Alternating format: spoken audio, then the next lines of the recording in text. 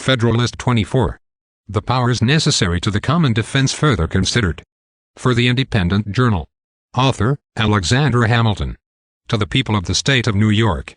To the powers proposed to be conferred upon the federal government, in respect to the creation and direction of the national forces, I have met with but one specific objection, which, if I understand it right, is this, that proper provision has not been made against the existence of standing armies in time of peace. An objection which, I shall now endeavor to show, rests on weak and unsubstantial foundations.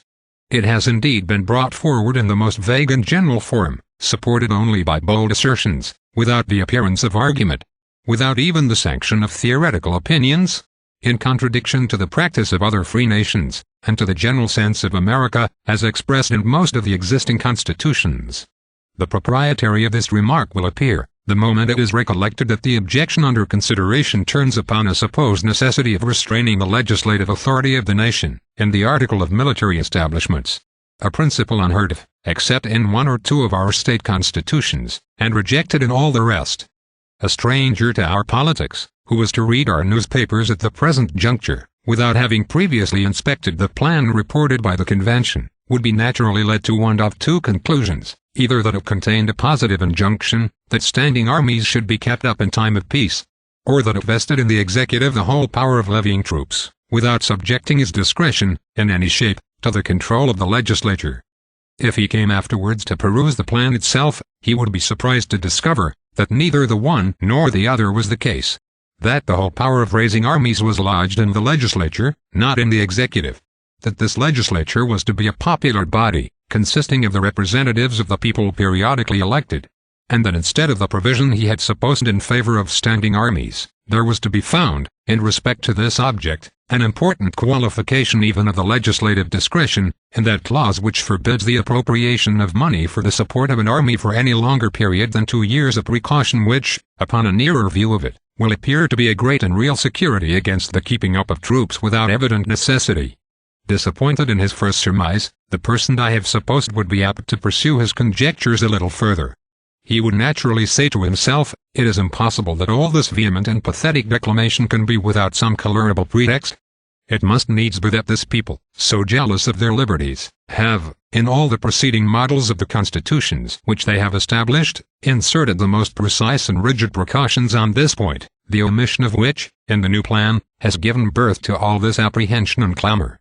If, under this impression, he proceeded to pass and review the several state constitutions, how great would be his disappointment to find that 2 only of them, 1 contained an interdiction of standing armies in time of peace, that the other 11 had either observed a profound silence on the subject, or had in express terms admitted the right of the legislature to authorize their existence.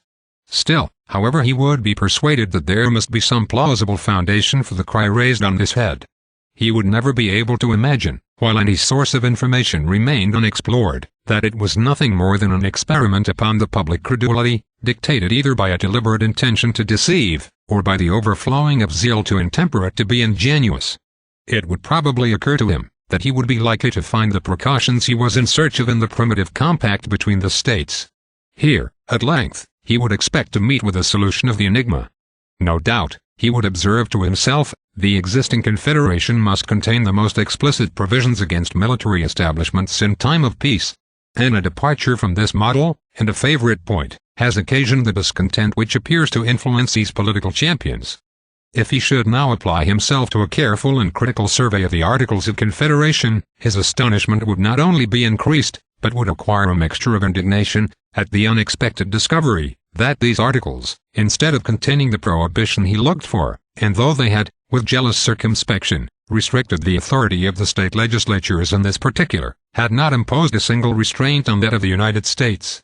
If he happened to be a man of quick sensibility, or ardent temper, he could now no longer refrain from regarding these clamors as the dishonest artifices of a sinister and unprincipled opposition to a plan which ought at least to receive a fair and candid examination from all sincere lovers of their country.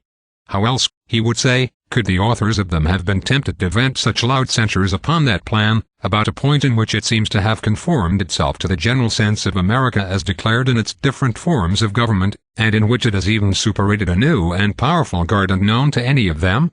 If, on the contrary, he happened to be a man of calm and dispassionate feelings, he would indulge a sigh for the frailty of human nature, and would lament that in a matter so interesting to the happiness of millions, the true merits of the question should be perplexed and entangled by expedients so unfriendly to an impartial and right determination. Even such a man could hardly forbear remarking that a conduct of this kind has too much the appearance of an intention to mislead the people by alarming their passions, rather than to convince them by arguments addressed to their understandings. But however little this objection may be countenanced, even by precedents among ourselves, it may be satisfactory to take a nearer view of its intrinsic merits. From a close examination it will appear that restraints upon the discretion of the legislature in respect to military establishments in time of peace would be improper to be imposed, and if imposed, from the necessities of society, would be unlikely to be observed. Though a wide ocean separates the United States from Europe, yet there are various considerations that warn us against an excess of confidence or security. On one side of us, and stretching far into our rear, are growing settlements subject to the dominion of Britain. On the other side, and extending to meet the British settlements, are colonies and establishments subject to the dominion of Spain. This situation and the vicinity of the West India Islands, belonging to these two powers, create between them, in respect to their American possessions and in relation to us, a common interest. The savage tribes on our western frontier ought to be regarded as our natural enemies, their natural allies, because they have most to fear from us, and most to hope from them. The improvements in the art of navigation have, as to the facility of communication, rendered distant nations, in a great measure, neighbors.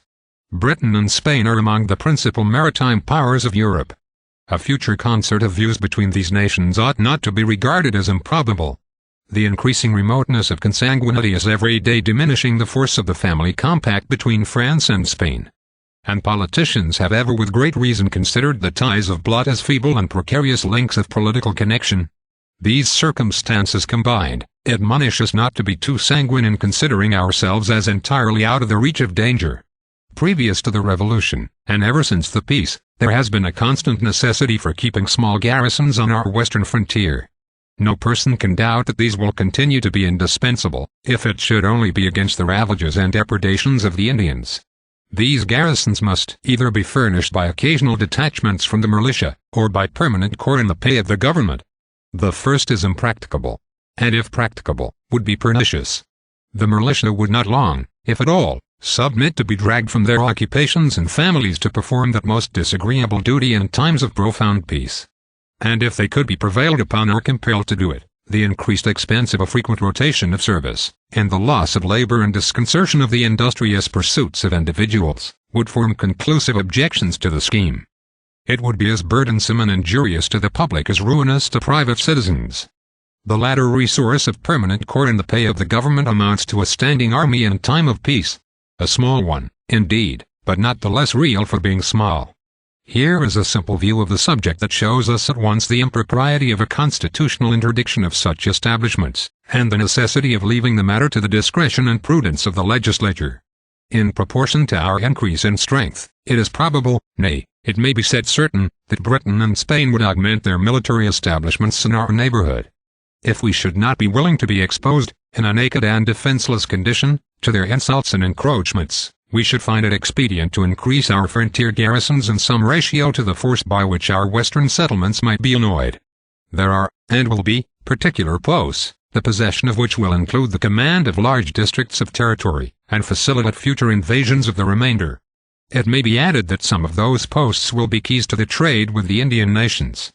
Can any man think it would be wise to leave such posts in a situation to be at any instant seized by one or the other of two neighboring and formidable powers? To act this part would be to desert all the usual maxims of prudence and policy. If we mean to be a commercial people, or even to be secure on our Atlantic side, we must endeavor, as soon as possible, to have a navy. To this purpose there must be dockyards and arsenals, and for the defense of these, fortifications, and probably garrisons. When a nation has become so powerful by sea that it can protect its dockyards by its fleets, this supersedes the necessity of garrisons for that purpose. But where naval establishments are in their infancy, moderate garrisons will, in all likelihood, be found in indispensable security against descent for the destruction of the arsenals and dockyards, and sometimes of the fleet itself. Publius,